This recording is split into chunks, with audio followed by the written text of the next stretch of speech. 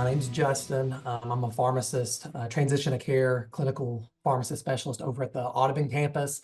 And today I will be presenting on an overview of SGLT2 inhibitor use with the clever, in my opinion, title of Just Go with the Flow. So objectives, we're going to review the pharmacology of these agents, the SGLT2 inhibitors, interpret guideline recommendations for these medications, and then apply evidence-based recommendations to a patient case, which is where I think I got disconnected last time or around these parts.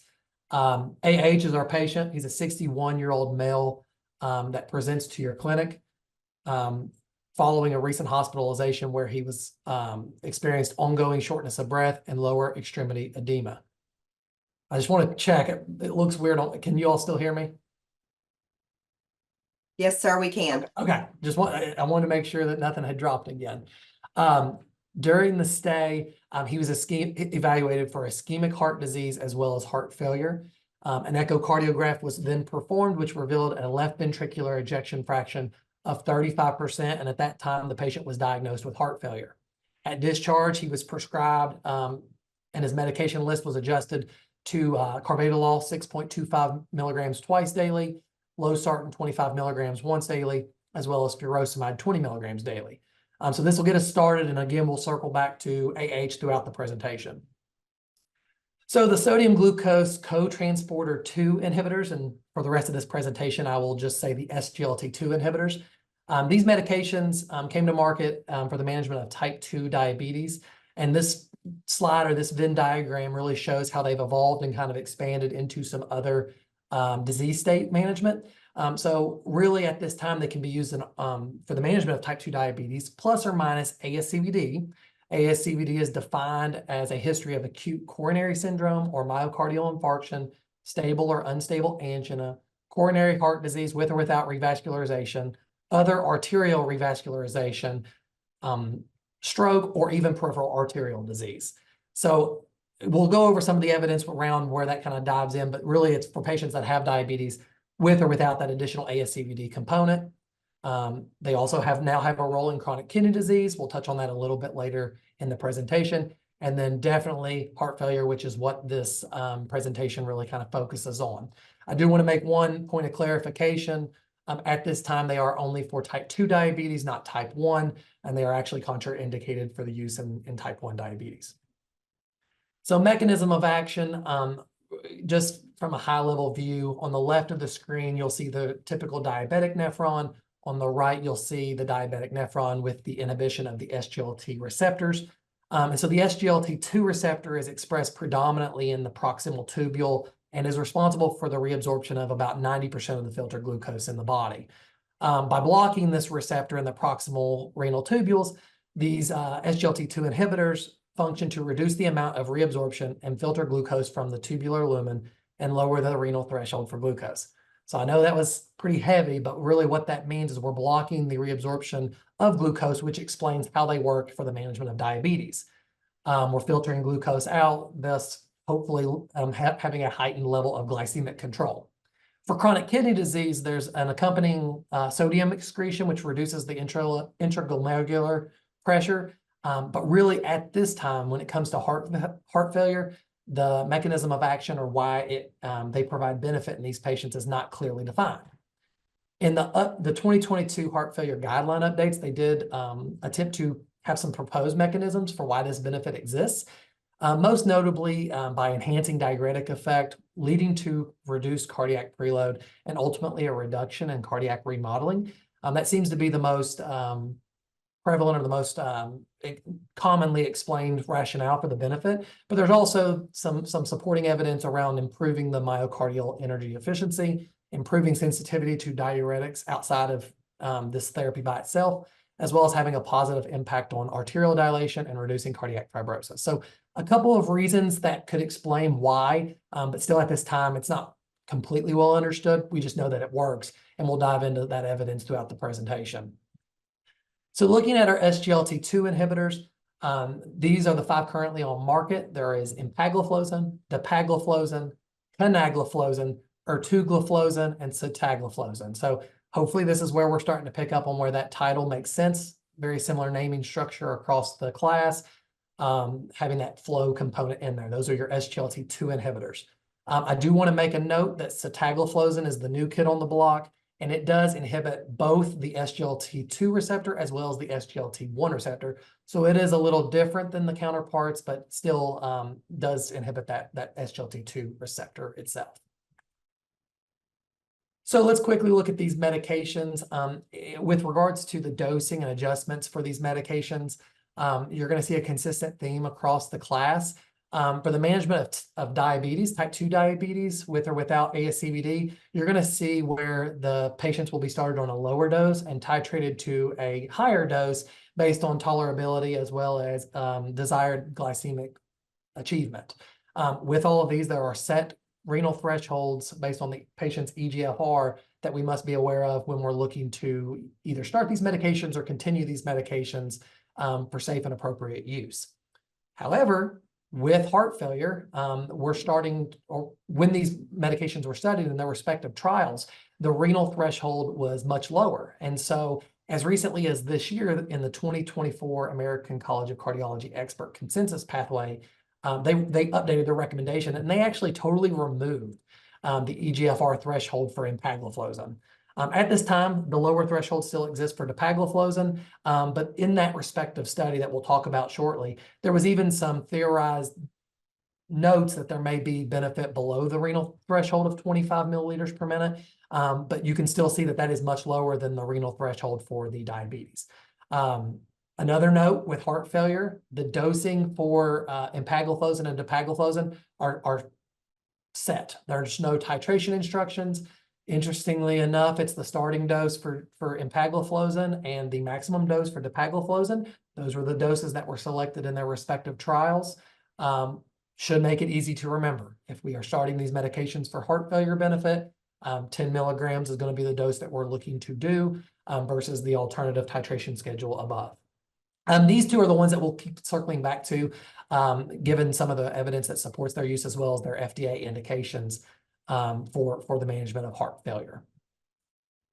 The next two are canagliflozin and ertugliflozin. Definitely you're going to see these a little bit less as they've really fallen out of favor in preference to the empagliflozin and dapagliflozin, but very similar makeup where we're starting low and titrating to a higher dose for the management of diabetes.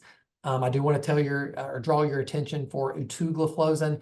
As you can see here, there's no plus or minus ASCVD, and that's because there was no demonstrated benefit in this patient population with their respective trial.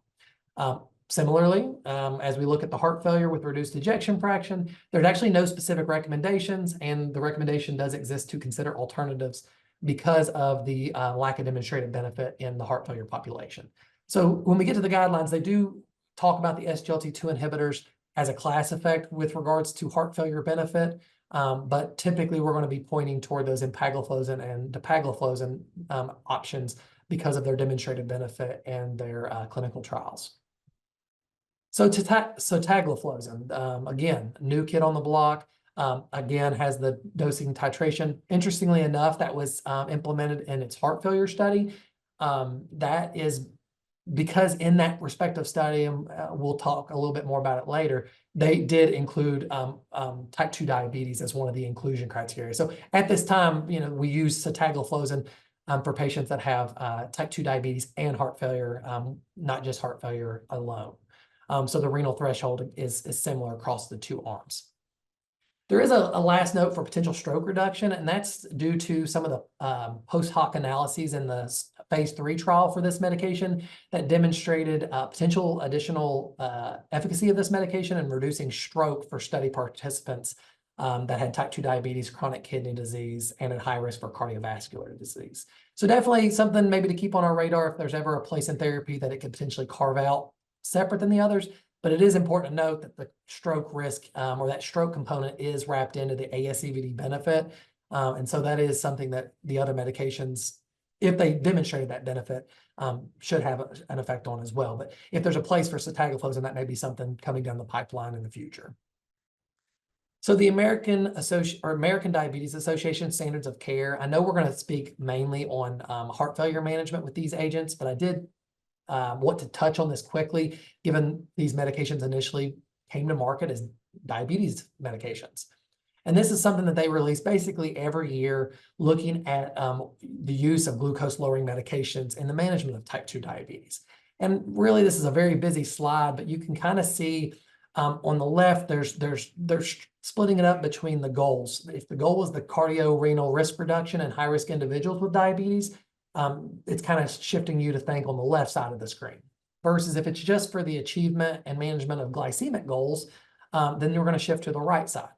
But really, as we look at this, you're going to see SGLT2 inhibitors are falling in every one of these color columns and moving up the ranking as far as what agents we should be considering for our patients. So we're going to spend a lot of time looking at heart failure benefit for these medications, but they've continued to climb the ranks in the management of diabetes because of their additional benefits with regards to ASCVD, heart failure, chronic kidney disease, as well as their glycemic benefit. So again, this is something I just wanted to make sure that every year they're updating this, and SGLT2 inhibitors have continued to climb the ranks.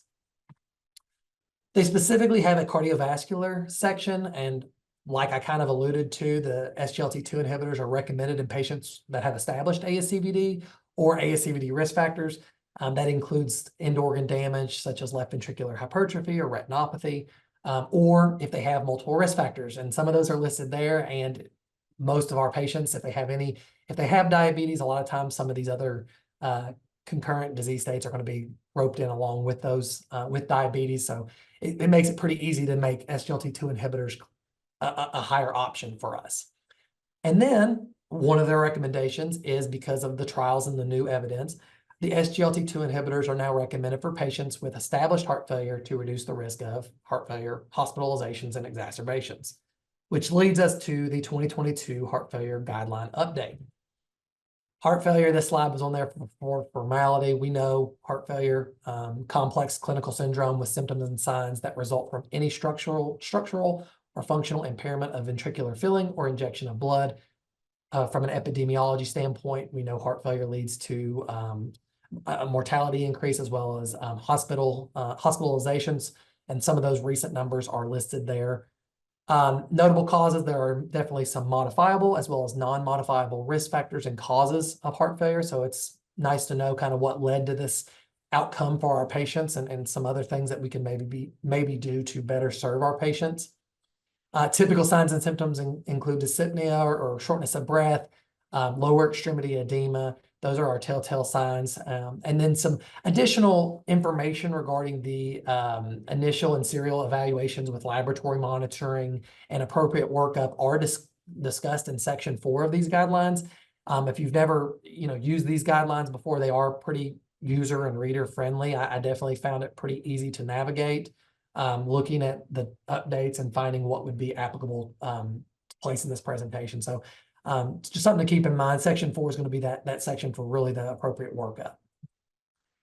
So with regards to the heart failure guidelines and class of the recommendations, they implemented this color coding system to really show the strength of recommendations. So this will pop up a few times in the presentation. Class 1 is a strong recommendation where the benefit far outweighs the risk.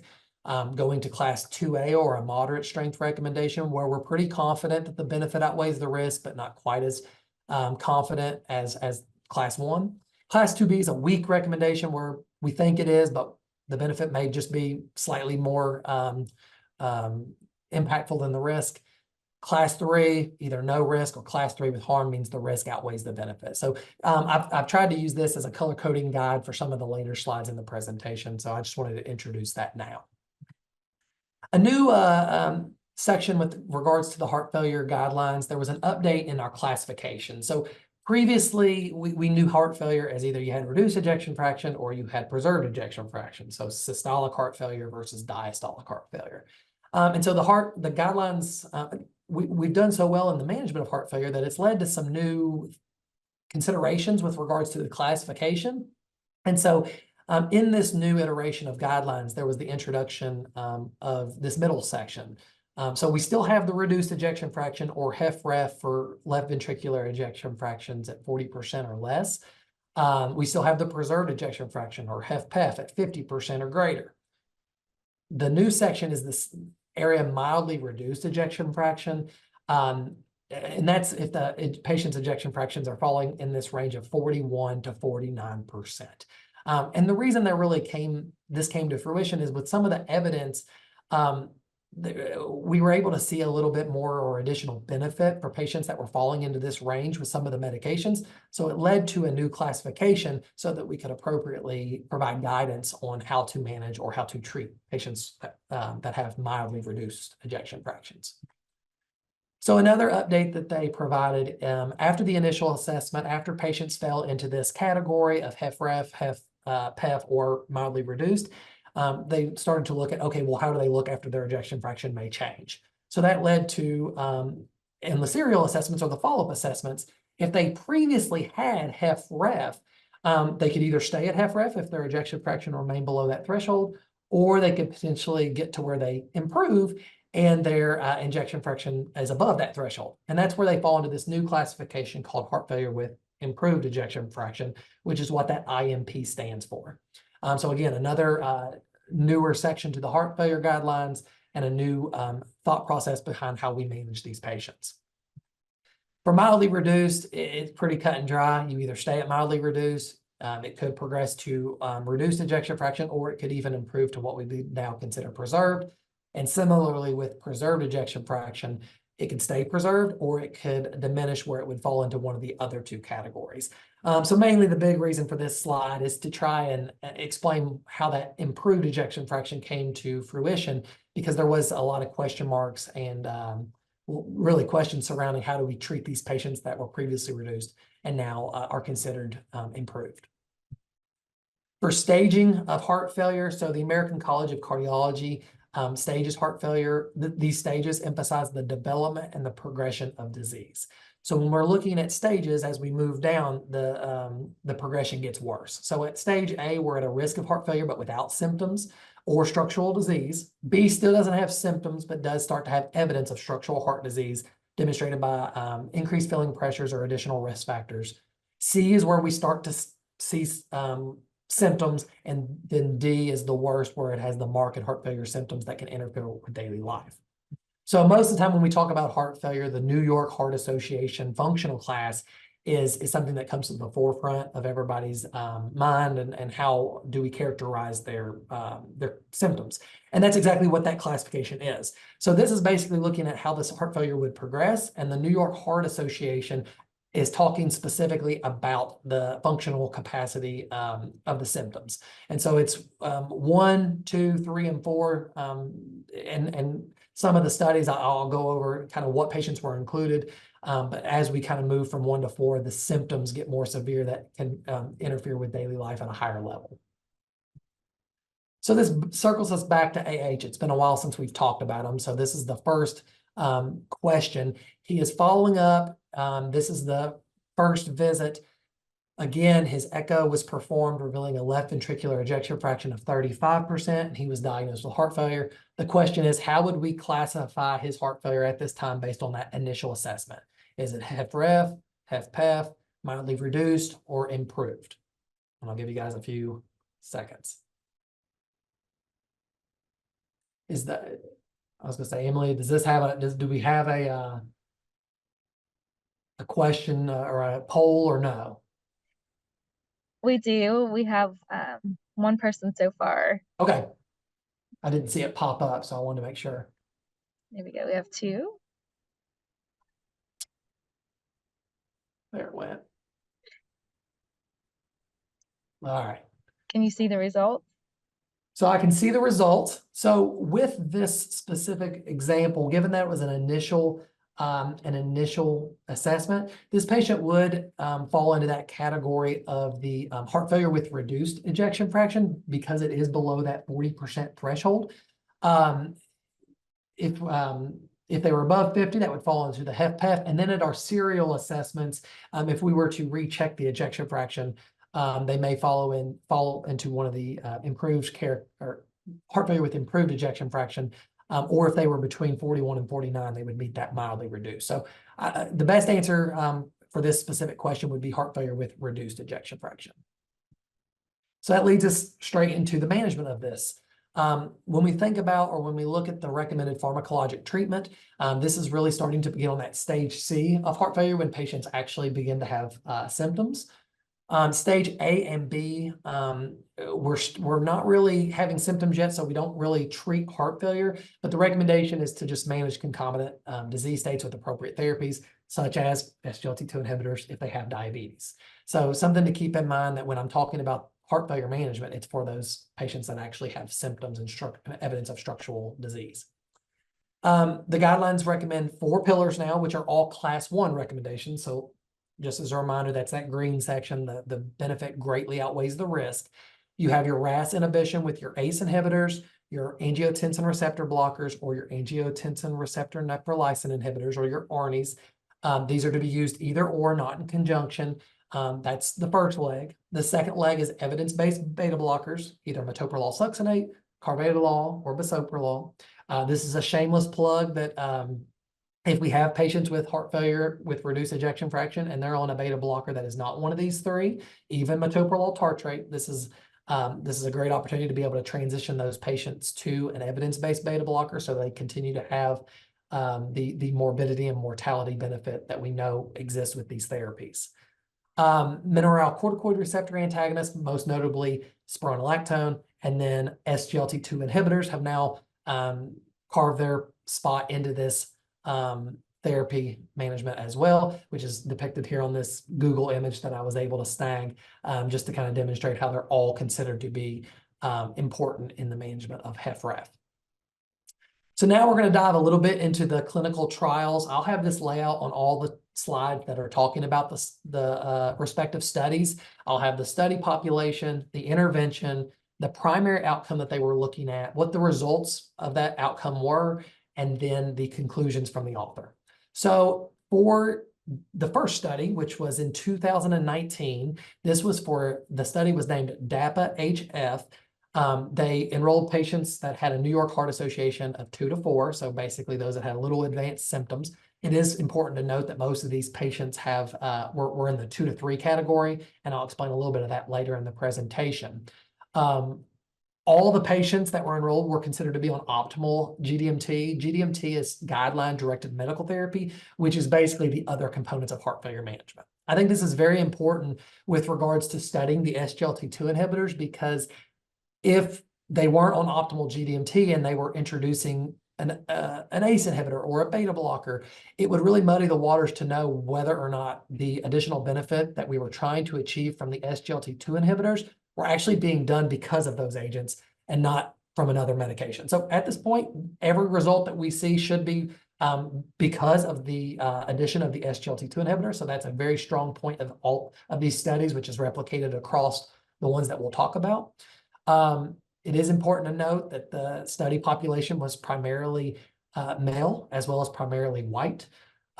This is something that is consistent across not just the heart failure clinical studies, but as well as a lot of cardiovascular trials. So it mirrors or matches up with a lot of the other trials. And it is something that we do extrapolate to our other genders and races and ethnicities. So just because of that, I like to point that out, because that is something that's always a comment on these trials. So the intervention was looking at adding SGLT2 inhibitor, in this case, the dapagliflozin versus placebo. And then the outcome was looking at a composite of cardiovascular death and hospitalizations or urgent visits resulting in IV diuretic therapy.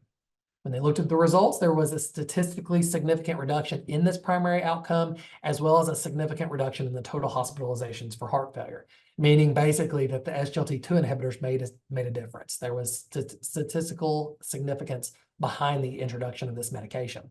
So the authors were able to conclude worsening of heart failure or death from cardiovascular causes was lower among those who received dapagliflozin than those who received placebo, regardless of diabetes status.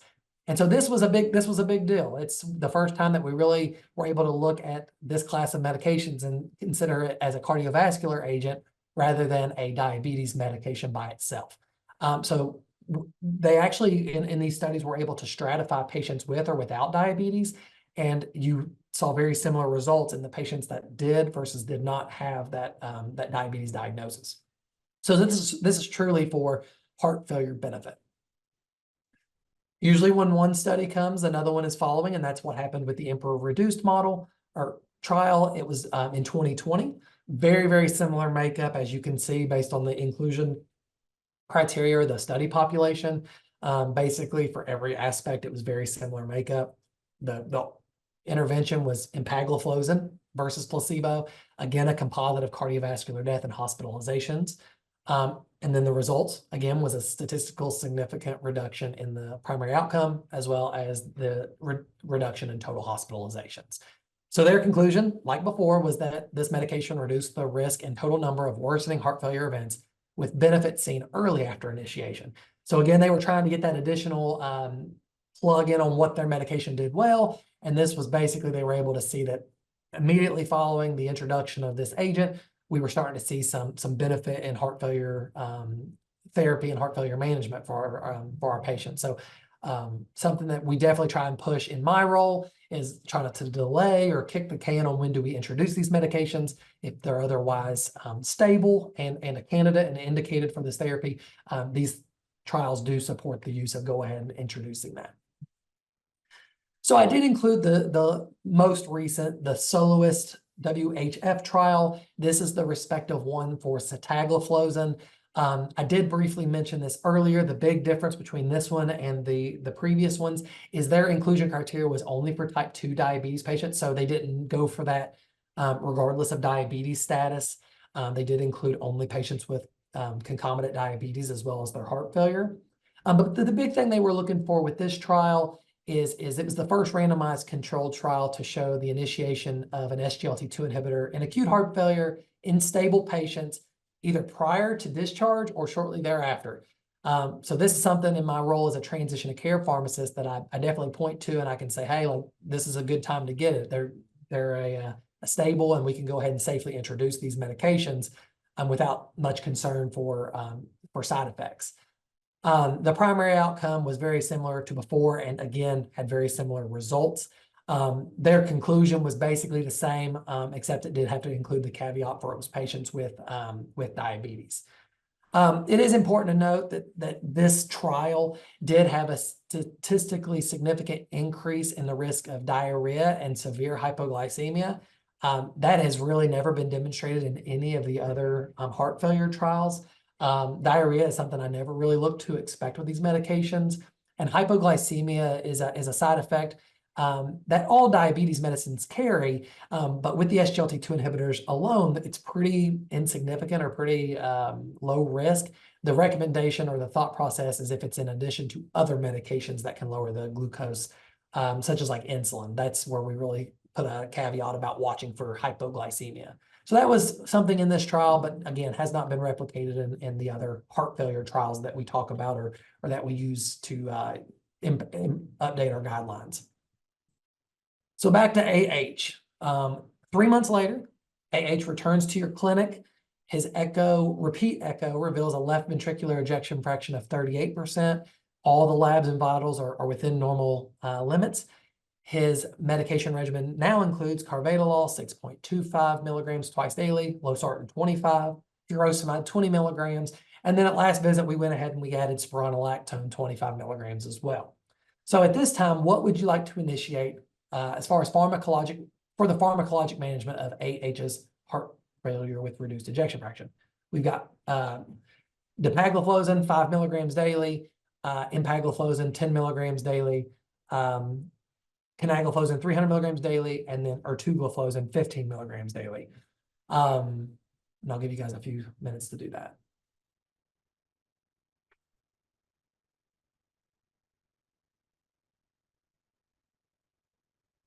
All right, so it looks like most people had selected B, which I would agree with. Empagliflozin at a dose of 10 milligrams daily is the appropriate option for the management of heart failure with reduced ejection fraction. While that dapagliflozin does also carry the benefit for these patients, the recommended dose for heart failure is 10 milligrams. So 5 milligrams would be the appropriate dose if we were starting it for diabetes. At this time, canagliflozin and ertugliflozin, even though the guidelines do suggest it's a class effect, we typically tend to use the former two because of their established clinical trials that go with that. So now we've talked about heart failure with reduced ejection fraction. Let's start talking about the other types of heart failure. So again, this was one of the new recommendations or the new classifications in the heart failure guideline update, the heart failure with improved ejection fraction treatment recommendations. So as a reminder, these are patients that were previously considered reduced, their ejection fraction improved to above that 40% threshold. And the recommendation is to continue guideline-directed medical therapy as tolerated. At this time, it's questionable whether or not we should continue to titrate to target doses for our other therapies. So that really applies to our RAS inhibition and our beta blockers, knowing that there is a target dose that we're trying to achieve. It really doesn't apply to our SGLT2 inhibitors because it is a set dose of 10 milligrams.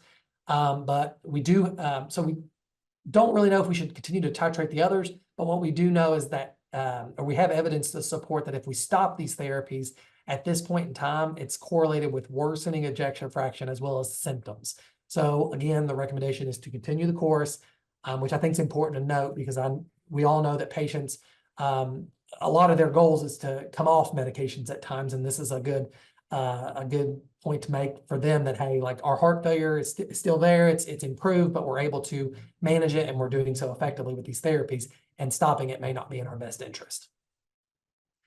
So now we're transitioning to the mildly reduced ejection fraction. So I included the snapshot of the class recommendation just so we can familiarize ourselves with how these medications fall into these class recommendations. Class 1 recommendations continue to be just diuretics as needed to treat these patients and hopefully reduce their risk of hospitalization. But now we're seeing a shift where in the 2A or the moderate recommendation that the SGLT2 inhibitors have carved their place out alone in the recommendations per the guidelines. At this time, there's no specific trials to support this or really kind of studying this mildly reduced ejection fraction. But where this comes in is in a few slides when we talk about some of the studies looking at preserved ejection fraction. There's a big subset of patients that fell into that mildly reduced category. And that's where SGLT2 inhibitors really started to shine. So that's where they kind of get this new recommendation where they're sitting alone in that 2A box. 2B, where we feel okay that there's probably some benefit, or at least it's not, the risk doesn't outweigh as the other guideline-directed medical therapy options, but definitely not the same evidence to support as at the SGLT2 inhibitors. As far as preserved ejection fraction goes, this screen or this slide looks very similar to the one before, and that's because of that evidence that I just talked about. It is with the 2B recommendations, the ARB and ARNIs are noted with the mineralocorticoid receptor antagonist, that in their trials, the benefit of patients with left ventricular ejection fraction, the greatest benefit was really the closest was to 50. And that's not really clear in the way I have it on the slide, so I apologize, but it's actually as it got lower. So as it was trending toward getting closer, I guess, to a reduced ejection fraction is where we saw the most benefit. And so that's something to consider as well, that these medications really weren't doing as much in their respective trials when the ejection fractions were much higher, but as we kind of got lower and lower, we started to see additional benefit. In these trials, the preserved ejection fraction, there's such a wide range, and so it's these new SGLT2 inhibitor trials were nice that they kind of put a set amount of patients in that mildly reduced category to really kind of help highlight that benefit in that mildly reduced section.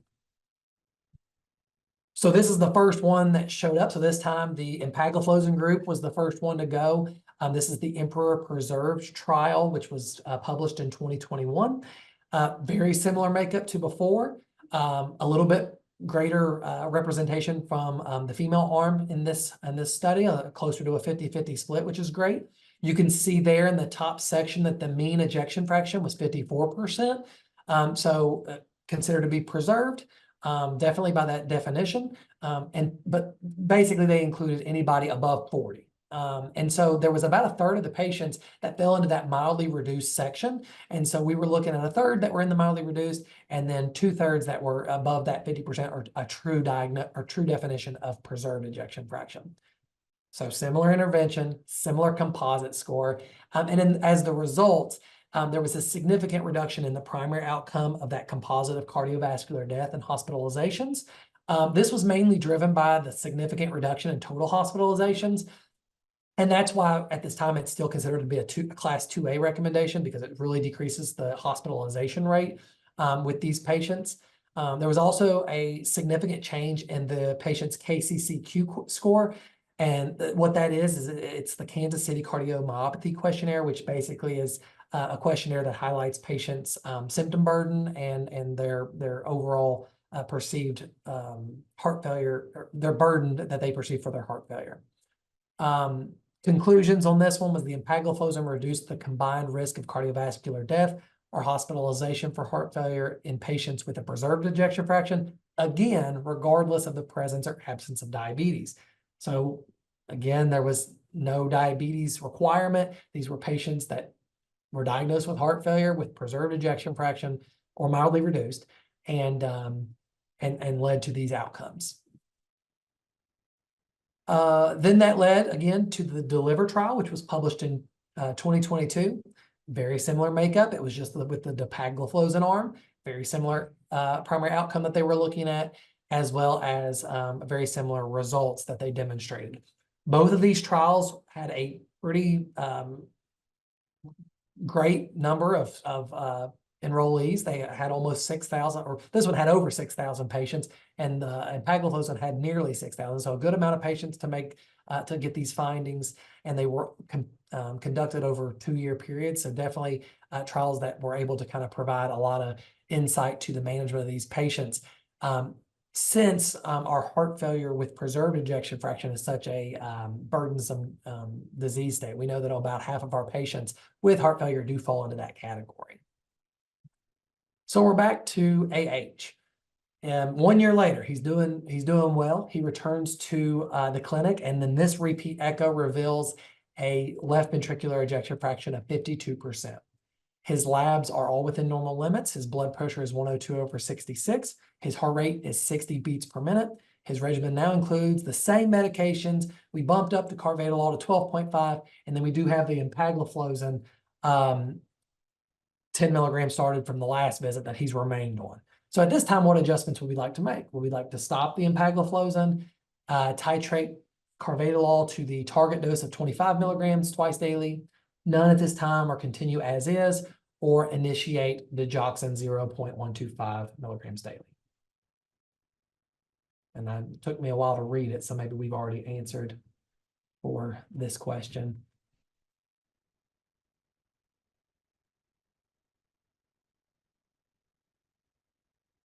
Yes, so I totally agree. Right now, we're going to continue guideline-directed medical therapy as is. And so this was a big takeaway in the guidelines, just because the patient now falls into that category of the improved ejection fraction, because their ejection fraction is north of 40%. We don't want to stop therapy. So we don't want to stop empagliflozin or really any of our guideline-directed medical therapy, because that could lead to worsening of heart failure symptoms. Titrating carvedilol to 25 milligrams twice daily is a tough one. Really probably something we wouldn't want to do, given that the patient is kind of at that low threshold with his heart rate. Don't want to cause him to be bradycardic. And then the blood pressure is on the lower end as well. So something that maybe isn't the best thing to do at this time. And then really the patient has no real documented history with AFib or any reoccurrences of hospitalizations, which would be when we would want to consider digoxin. So definitely something that I would like to punt on for this time.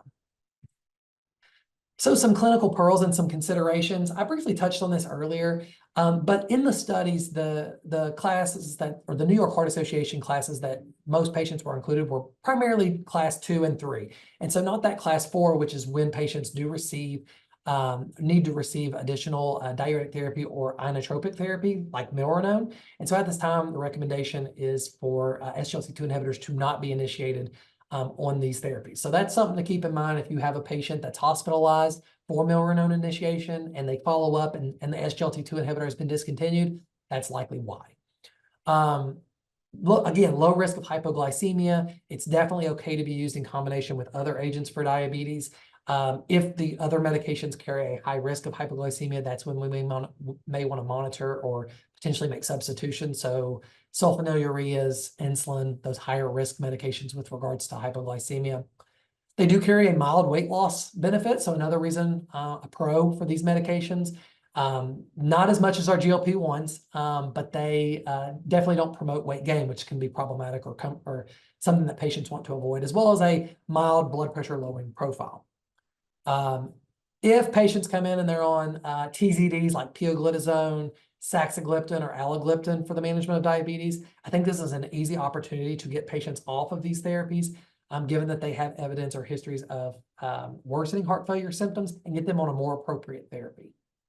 There is a recommendation for all the medications in this class to hold 3 days before any scheduled surgery.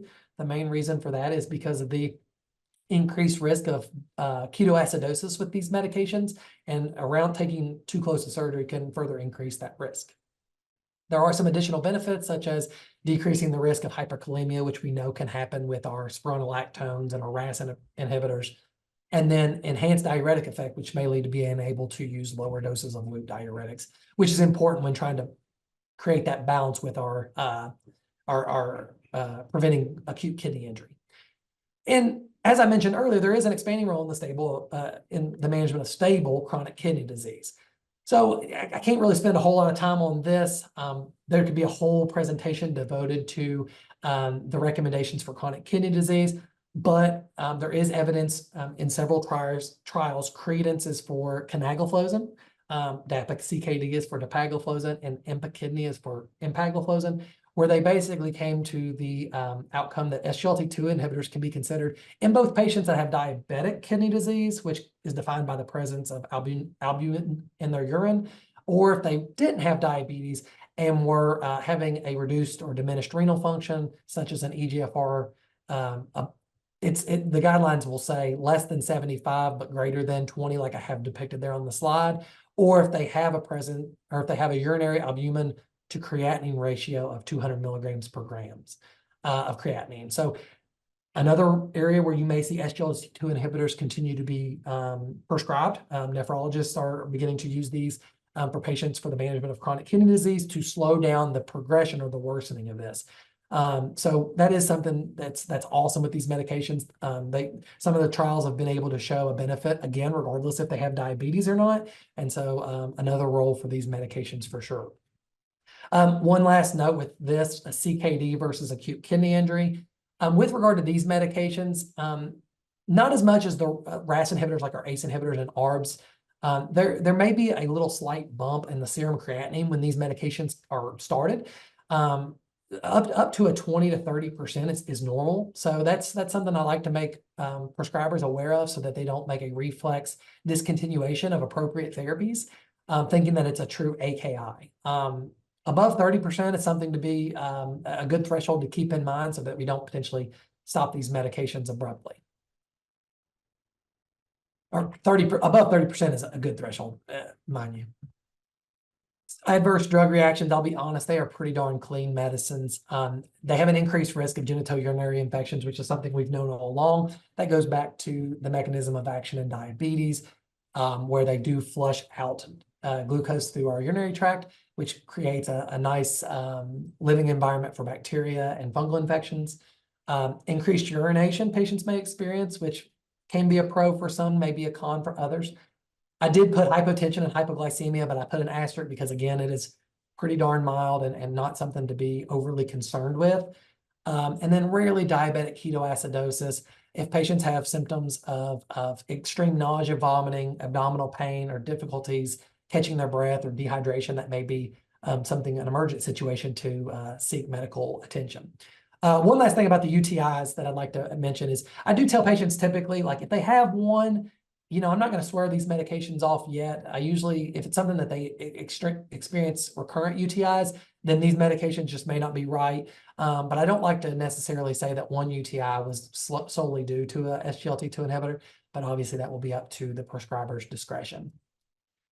And so I know we got cut off at the beginning, but I think this will be a valuable section for you all.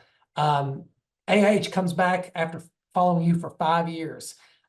He says he just retired and he signed up for a Medicare Part D plan. And he reports that the copay card that his awesome pharmacist got him no longer works, and is asking about financial assistance resources. So this is something that we experience all the time. Patients are having difficulties affording these medications. So on this slide, it really highlights some of those resources that are available to different patients with different insurance payers. If they have commercial insurance, there are copay cards that they can use that will bring down their monthly copay. There is a monthly maximum, so there may be patients that have an extremely high deductible that this won't touch, and they may have to seek additional resources, which is on a following slide. Our Medicaid population, if it's just for diabetes, they will require prior authorization, confirming that they completed a previous therapy or trial with like metformin. But pharmacies can enter an ICD-10 code from a diagnosis code standpoint as an override that will get it approved if they have heart failure or if they have the presence of ASCVD along with diabetes. So if these patients meet criteria, they should be able to get those approved with little to no barriers for our Medicaid population. For Medicare Part D, this is one of the more tougher situations given that they are not able to use not able to use copay cards. But there is the Extra Help program, which we'll talk about on the next slide. And then if a patient is totally uninsured, there is a monthly savings card through the drug company for $150. I understand that that's not touching a lot, but there may be certain patients that would that really want this medication and have opted not to have insurance, and that resource is available. So the Medicare Extra Help program, this is something I wasn't necessarily aware of before I got in my role, but this is a program designed to help our Medicare patients, the ones that have Part D coverage, because it's going to help with their prescription drug costs. It's going to be based off income and assets, and there are some patients that are automatically enrolled basically when they sign up for their plans, but there is a subset or a group of patients that meet the criteria for inclusion, but they don't get automatically enrolled until they have to either call or go online and apply. And so some of those resources are there. You can also have the patients go to medicare.gov, and it's basically right there on the front page.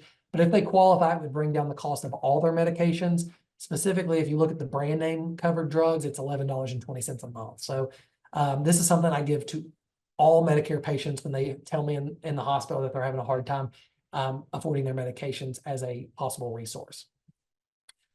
Additional resources, we have the free trials. I do want everyone to be aware that free trials are one time per life, but anybody can use those. So there is a lot of misconception between the copay cards and the free trials. Free trials are for everybody, one time per life. The copay cards are for commercial insurance payers only. And then there's the patient assistance program. So these are for many brand name medications. It's going to help patients that are still experiencing difficulties with their copays and affording medications. And definitely a great resource when patients enter that coverage gap or that donut hole that we know that our Medicare patients have.